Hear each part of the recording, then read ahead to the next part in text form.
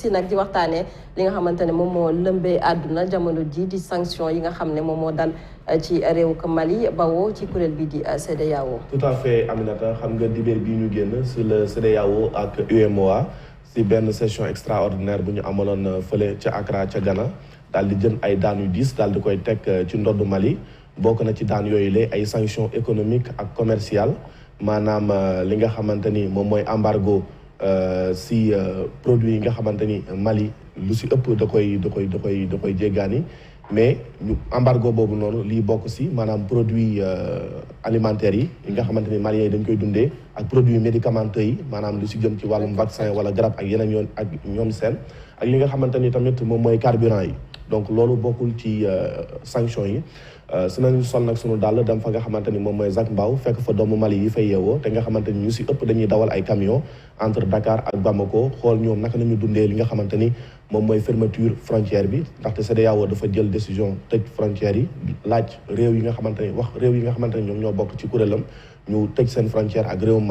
Mali tamit appliqué réciprocité bi maanaam moom tamit dafa tëj ay frontière am ak ay pays voisins am léegi nag camionneurs yi ñoom naka nañ ko dundee loolu moo tax ñu dem def reportage bi ak ñoom mën nañu teewlu élément bi laata ñuy dugg si biir waxtaan bi. Tok Tok Sénégal. sanction yu tar yu CEDEAO ak UEMOA jël teg ko ci ndoddu Mali ñi nga xamante ni ñoom ñoo bàyyeekoo foofu lee di yeewu fii ci réew mi rawatina ci garage bu Zac Mbao tàmbali nañoo yëkk li nga xamante ni moom mooy jeexantal yi. rawatina ñi nga xamante ni ñoom ñooy daan seen doole ci transport de marchandise tëj bu ñu tëj frontières yi ak léegi tere bu ñu teree li nga xamante ni moom mooy transaction financières yi doon na jeexintal yi nga xamante ni moom la ñu gën a ressentir fu mu nekk nii sax am na ay camions yi nga xamante ni dañoo bloqué wu ca frontière ba muy ñu jóge Sénégal jëm Mali wala ñu jóge Mali ñëw fii ci Sénégal loolu lee la kii di Mamadou Lamine Sy bi daal di xamle moom day chargé ciment fa nga xamante ni moom mooy Sococim. Oui, ça commence à nous impacter depuis hier parce que actuellement tous les. fi mu toll nii moom mën nañoo jàpp ne depuis démb am nañu ay jafe-jafe yu bëri ndax lépp lu jëm ci suñuy liggéey dafa mel ne dañ koo taxawal camions yi ñoo ngi frontière ba ñu téye ndax mënuñoo dem mënuñoo dépp lépp lu jëm itam ci mbiru suñuy procédure bancaire maanaam xaalis bu ñu war a yóbbu wala bu ñu war a jëli foofee dafa mel ne lu ñu dakkal waa CEDEAO nag moom li ñu def nii nekkul loo xam ne dañoo gënal ndax ay jafe-jafe rek la ñu andil li ëpp solo mooy ñoom daal waroon nañu doxal yërmande seen diggante ak waa Mali. Au moment difficile que tu vas venir encore aggraver les choses. mu doon ay kàddu yi nga xamante ni kii di njiitu malien yu nekk fii ci garage bu Zac Mbao da koy dëggal moom Soumaïla Goïta comprendrewul benn yoon lu waral CEDEAO ak UEMOA daal di jël sanction yooyu lee daal di koy teg ci kaw Mali alors que décision bu junte bi jël ngir daal di amal ay jongante foofulee fii ak juróom ñu daal di koy indiwaat ba ñeenti at loolu lee mu ngi tukkee ci li nga xamante ni moom mooy assises nationales yi ba tax na nag mu jàpp ni daan yooyu lee du dëgg du yoon. Depuis lundi, on a commencé à sentir les dégâts. ñun kay fi mu toll nii njeexital yi tàmbali nañ koo gis camion yi nga xam ni nag ñoo doon jógee Sénégal ngir indi dund gi wala sax li nga xam ni moo di garab yi dañoo mujjee bloqué ci frontière bi daanaka ba ñu tëjee frontière yooyu ba léegi ñi nga xam ni nag ñoo nekk ci biir Mali ñu ngi koy yëg bu baax am na ay njeexital yu bari lool ñun sonn nañ ci waaye itam ñi nga xam ne ñooy suñuy wayjur te nekk ci biir Mali. S'il s'agit de fermer la frontière, nos parents qui sont au Mali. Pour Mamadou Lamine Sy bi fan yii di ñëw dina doon lu metti trop pour ñoom ñi Maliens yi ndaxte seen activités yi dañoo taxaw te ci loolu lee nañu mën a compter ngir daal di dund. coono rek la ñu am ñun ñi xam ne ñoo nekk fii ci garage malien bu Mbao coono yi képp rek la ñu am ndax lépp loo xam ne dañ ko waroon jëlee fële ca dëkk boobee ñun instant yi mënuñ cee jot te looloo beneen jafe-jafe lay andi ndax ñu bëri ci ñun lu ñuy dundee suñu poos lay jógee te lu ñuy am daa nekk lu néew kon nag dañoo waroon xool nu ñuy taxawoo bañ a andi yu ñu mel lenn moom leer na lii am nii maanaam tëjum frontière bi mënatuñu continuer ak moom.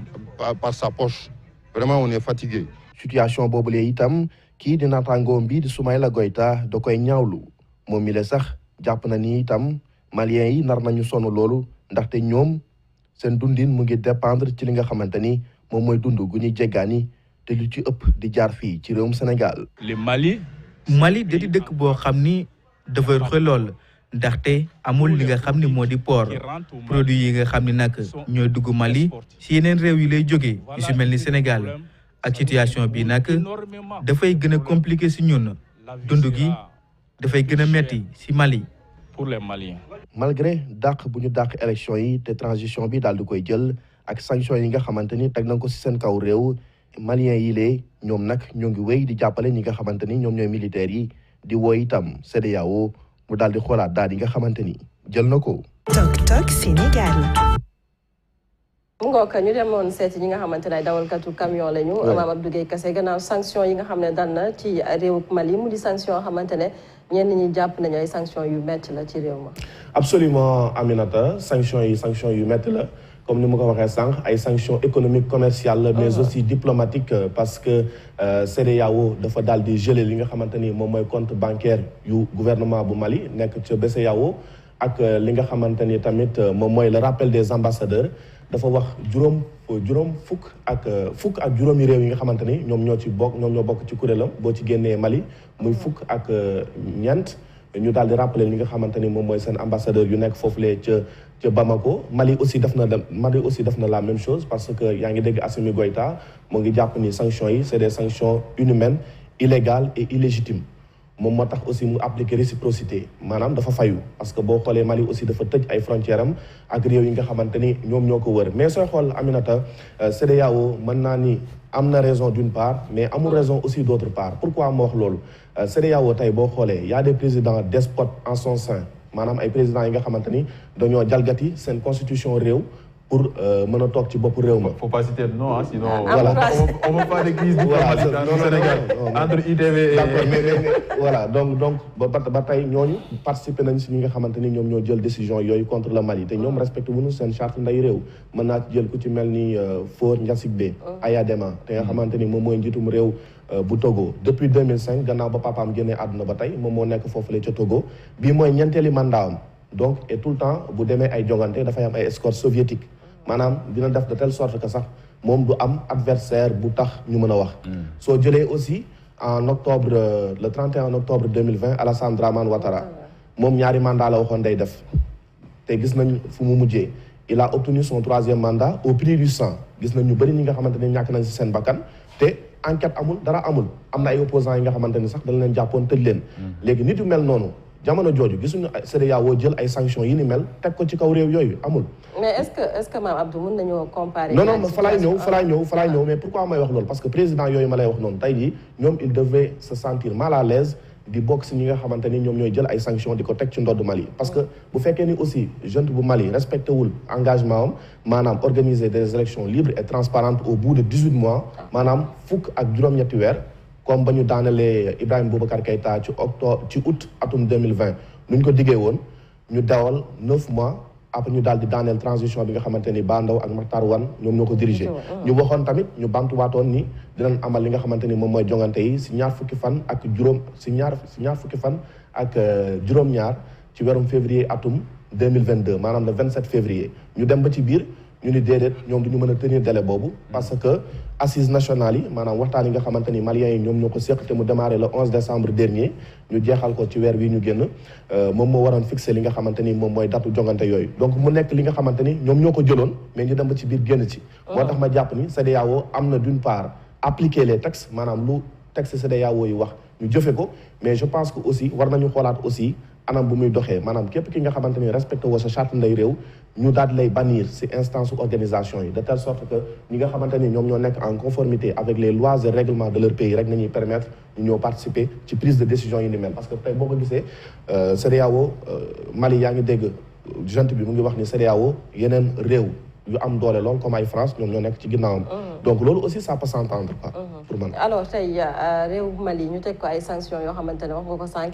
sanctions yu metti la rawatina ci wàllub économique gis nañu situation bi nga xamante ne moom la réew Mali nekk hormis transition yi nga xam ne ñu ngi ko fay nemmeeku wàllu terrorisme ñu ngi koy nemmeeku ci réew Mali nord Mali gis ngeen depuis 2012 je pense jafe-jafe yi nga xamante ne moom lañ fay nemmeeku tey sanctions yu ñu tegaat encore ci réew Mali du ñàkk ay conséquences yu nga xamante ne dina ko am ci réew mi non Aminata ay conséquences yu doy waar la parce que tey boo xoolee Mali moom mooy premier partenaire commercial bu Sénégal maanaam moom Sénégal ñoom ñoo ëpp lu ñuy jëflante ci àdduna bi te boo xoolee tey le Mali c'est 21% des exportations du Sénégal maanaam produits yi nga xamante ni Sénégal da koy jël di ko yóbbu bitim réew Mali moom moo ci représenté téeméer boo jël ñaar fukk ak benn donc xam nga loolu noonu dafay poser sax dafay poser sax des problèmes par rapport ak suñu prévision yi nga xamante ni am nañ ko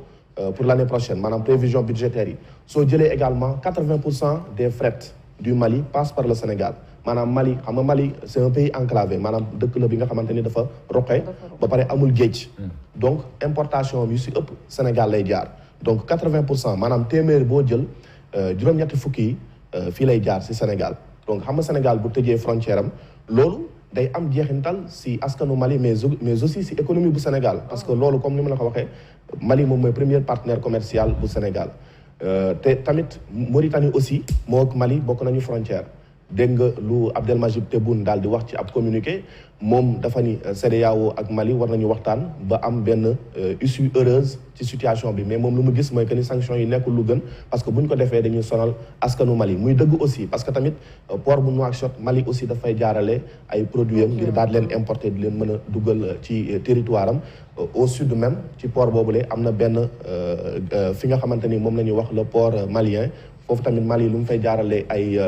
produits yooyu yëpp am na solo donc mu nekk li nga xamante ni buñ ci deful nànk rek bu ñu xoolaatul décision bi jéem a amal ay waxtaan mën na am ay jeexintal yu bon a bon ci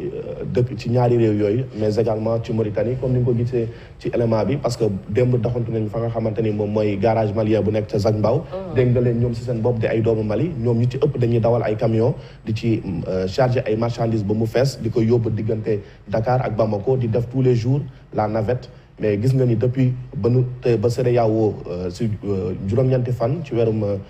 janvier bi ca Accra ba ñu jëlee sanctions yi teg ko ci ndodd Mali frontières yi ba ñu ko tëjee ba tey ñoom seen liggéey dafa taxaw donc mënatuñu yóbbu benn marchandise mënatuñu def dara ba alors que maliens yi nekk foofu la ca Mali dañoo soxla également pour dund te Sénégal aussi loolu dafa am bokk lu am solo ci économie am te jàpp naa ni lii aussi buñ ko xoolaatul rek mën na indi ay jafe-jafe yu méttee métti te leneen lu ma jàpp aussi mooy que ni rappel des ambassadeurs nekkul li nga xamante ni lu yoon la parce que Mali fait partie quand même des pays initiateurs de la CEDEAO bokk na ci réew yi nga xamante ni ñoom ñoo taxawal CEDEAO te tey sax yaa ngi dégg ñu ni exclure ñu possibilité génn ci li nga xamante ni moom mooy organisation sous-régionale boobu pour man daal waxtaan bi solution bi mooy fexe waxtaan jéem a xool naka nañuy defee pour arranger les deux parties mais ak nu mu mënti demee pour man tamit transition juróomi at nañu waxoon après ñu dem ba si biir ni ñeenti at loolu du dëgg du yoon parce que les militaires ne peuvent pas se substituer aux civils maanaam réew du dëgg ni dafay nekk ci jafe-jafe rek que forcément militaires yi dañoo war a ñëw jël nguur gi parce que tey je pense que yaa ngi dégg aussi transition bu Guinée apporter soutien am ci Mali parce que ñoom également seen intérêt nañu préserver puisque fii ak quelque temps aussi bu ñu fixé wul li nga xamante ni moom mooy datu jongante yi peut-être que les mêmes sanctions contre le Mali ndax même situation bi lañ voilà moo tax ma jàpp ni aussi CEDEAO benn instant am na droit am na raison jëli mesures yi ni mel parce que bu ko deful rek aussi su bàyyee gars yi def ay transition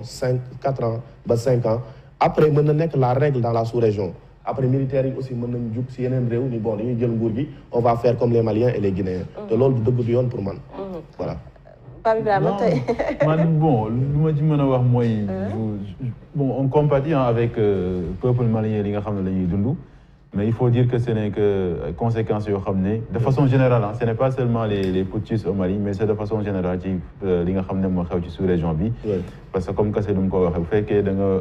bëgg a joxe exemple fekk na yow ni nga doxalee sa réew aussi à un moment donné t'as pas su respecter les textes en tout cas lu ñu jàpp nañ ne mooy textes yi respecté woo ko soo bëggee joxe exemple lay xaw a doy waar donc CEDEAO mais man góobu ma ne thèse complotiste bu ñuy wax ay France nangam léeg-léeg non dans toutes les institutions sur tous les continents c'est comme ça que ça se passe institution yi su fekkee respecté li nga xam ne mooy charte yu ñu tëral dafa am ay daan yu teg sa kaw après nag c'est de façon graduelle lañ ko defee parce que CEDEAO tàmbalee wuñu jël sanction yu métti dafa am fu ñu tàmbalee ba noppi putschistes yi ñëw ne dañuy toog 5 ans je pense que nag boo nekkee militaire bëgg a jiite réew soit da ngay simmi ci li nga xam ne mooy sa tenue dem jogante pour jël sa réew wala soit rek nga seet texte yi est-ce que dañ la permettre un président militaire dans un pays bu fekkee est-ce que loolu CEDEAO mën na ko permettre donc ça pose en fait vraiment problème c'est beaucoup plus profond que cela tey jii dañu war a xool CEDEAO en termes de réforme lan lañ mën a apporter ci réforme ci texte yi mais aussi suñu njiitu réew ni ñuy doxalee y compris les militaires naka lañ mën a def ñu dëppook li nga xam ne mooy démocratie actuellement bu ñu bëgg ñun quel type de démocratie nous voulons en Afrique. Est-ce que démocratie bu jógee feneen comme nee nañ ñu koy doxalee tropicaliser la démocratie comme en Afrique pour ñu xool ñun naka la ñuy doxalee mais ce qui est sûr et certain c'est que transition bu bëgg a durer quand même 5 ans c'est trop. Ça moom vraiment tout le monde est d'accord là-dessus que ay militaires mënuñu jël pouvoir ba pare bëgg a toog ci réew pendant 5 ans. Nous comprenons bien sûr problème yi nga xam ne Sénégalais yi aussi bien les Sénégalais que les autres pays on parle que des Sénégalais maliens mais les autres pays aussi souffrent parce que Mali dafay ay jëflante ak ñoom de façon directe ou indirecte ci li nga xam ne mooy jëm ci wàllu économie. Donc nañu bàyyi affaire thèse complotiste bi seet li nga xam ne dañu mën a apporter en termes de réforme aussi bien ci ñu démocratie mais aussi CEDEAO bu bonoon Maroc du ci bëgg a dugg. Maroc daa bëgg a dugg CEDEAO te pourtant Maroc nekk na réew boo xam ne dafa am doole jamono ji donc CEDEAO dara newul lépp moo ci bon. Bien sûr qu'il y a des choses à revoir les personnes qui les incarnent qui incarnent l'institution pardon nekk na loo xam ne war nañ ko mën a xoolaat mais c'est important de vraiment qu'on garde CEDEAO parce que quand même quoi qu'on puisse dire c'est une organisation qui a beaucoup à faire dans la sous-région. Parce que c'est également l'une des organisations les plus actives en Afrique. C'est-à-dire que boo xoolee si yeneen sous-région yëpp amul benn organisme bi nga xamante ni nu muy yëngatoo mel na ni bu CEDEAO parce que CEDEAO comme ni ma ko waxee dafa actif tout le temps day jug feneen fu ma bëggoon a terminer rek Aminata soo ma ko mayee moom mooy instant yi dafa mel ni Mali c'est devenu un terrain d'expérimentation des conflits entre les puissances étrangères. Parce que yaa ngi gis rapidement ba CEDEAO jëlee li nga xamante ni moom mooy sanctions yi France Emmanuel Macron dafa ni ànd na si nu CEDEAO jël yi les sanctions ba tax na sax après France dafa dem ca conseil de sécurité des Nations Unies daal dafay yóbbu ab texte ngir su ko defee mbootaayu xeet yi ñoom ñëpp ànd ci sanctions yi nga xamante ni teg nañ ko ci ndodd Mali mais da nga gis ni Russie ak Chine dañoo opposé seen veto. Parce que ñoom jàpp nañ ni il n'est pas question pour ñuy asphyxier le peuple malien te tey jii également tey si suba rek Air France dafa jël décision daal di annuler bépp volam en provenance et à destination du Mali donc mu mel ni également France dafa ànd ci dogal yi nga xamante ni CEDEAO jël na ko te yaa ngi gis ni instant yi ñoom ak Chine ak Russie seen diggante neexul trop te loolu ça se pose même jusqu'au Mali ak le problème du groupe privé militaire russe Wagner.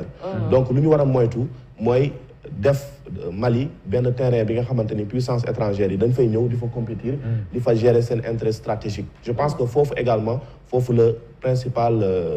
difficulté bi nekk. On doit tout faire pour préserver quand même les intérêts maliens face à ceux des puissances impérialistes comme réew yu ma waxoon sànq. Et ça ne se passe pas seulement en Afrique parce que boo xoolee même Europe réew mu mel ni Ukraine par exemple mais xëccoo moo fa am. Voilà c'est ça xëccoo boo xam ne newul doomu Ukraine kese ñoo ci bokk. mais les États-Unis Russie Union européenne dañoo bëgg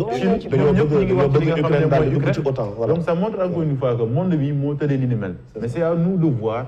quel type Afrique lañ bëgg ñun ñoo war a xoolaat ñun ban type Afrique lañ bëgg te je pense que ñun doomu Afrique ñoo ci mën a indi tontu indi ay réponses mais pas forcément théorie complétiste yi nga xam ne dañ koy développer souvent. C'est à nous en fait de refaire li nga xam ne mooy suñuy institution nu muy doxee te jàpp naa ne CEDEAO buñ ko réformer tëggaat ko ñu respecter suñuy charte yi nga xam ne moo nekk suñuy réew dina gën a avancer.